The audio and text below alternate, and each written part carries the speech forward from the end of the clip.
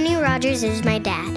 He makes songs. And he had an idea to make a music video that's also a bold experiment to capture the essence of real human emotion on film. I did not expect to start crying. He knew he couldn't do it alone. They came in, they had this fabulous song, a great concept to go with it. It's based on an unpublished novel about a girl who's trying to reconnect with her father. I was kind of thrown back how small the idea was and how ambitious it was at the same time. The idea... It was a tiny, big idea. It was a tiny, big idea. We really were very strategic about how we were going to do this because it wasn't a simple thing. At the end of the first meeting, it was like, okay, to-do list. Build magical wonderland.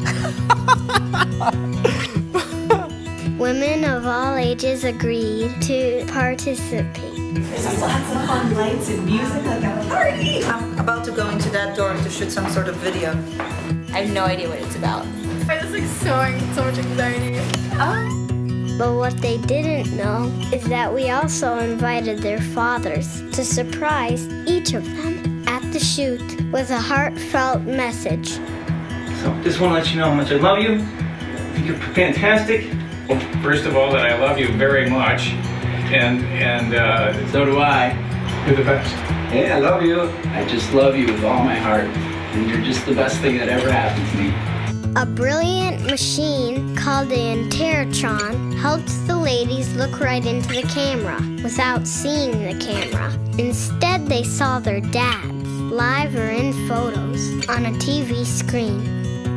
So you walk into this beautiful room with a red velvet background. It was dark with these kind of beautifully enchanting lights. We basically told them this is going to be as simple as watching TV. And then we would throw them a curveball and begin introducing images from their past. Family members, friends, dogs, historic moments in their lives. Whatever we showed them on the TV screen, we captured their reactions to it. As they're going on this emotional roller coaster, we switched to a live video feed.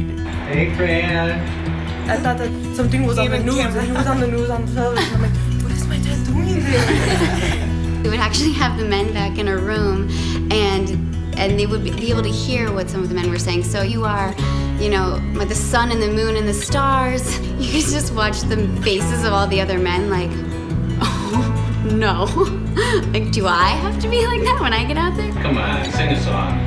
My favorite one. But then one after another, they would go in there and they would take it as an opportunity to share how much the woman meant to them. It's almost as if these kind of emotions are under the surface every day, and we just need the opportunity to let them out and to tell people, you know what, I need to tell you right now exactly how important you are to me. If they don't say it now, like they were never gonna say it. Some dads were too far away to make the trip.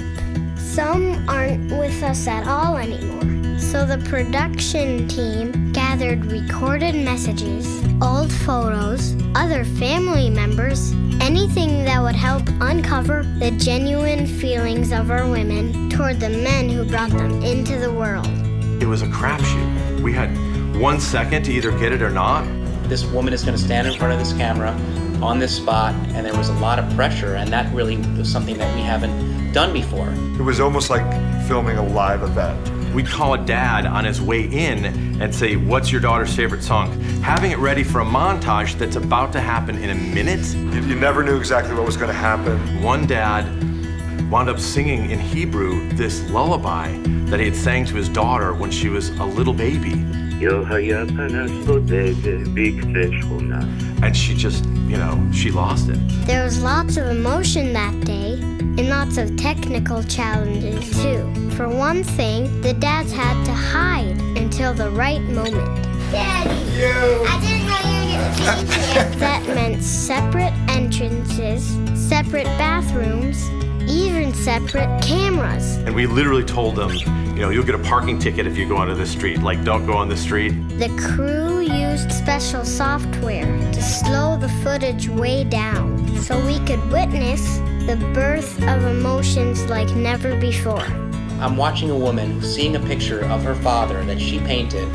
Her father's not around any longer, and I'm watching what kind of effect that has on her, and I was just really surprised and overwhelmed that I was feeling those same emotions as she was feeling, and I never expected that to happen. Just from hearing women's voices, I would start to break down in the bed. I hope that when people watch it, that they have a reaction that was similar to mine, which is that they're just on a gut level moved by the emotion of it. One that I found incredibly rewarding because these reactions are genuine and they're coming from real people that are really feeling them.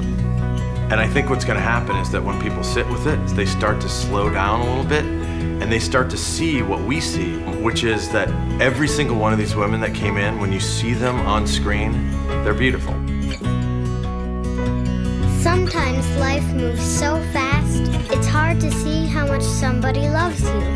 In my dad's video, you can see it. I love my dad.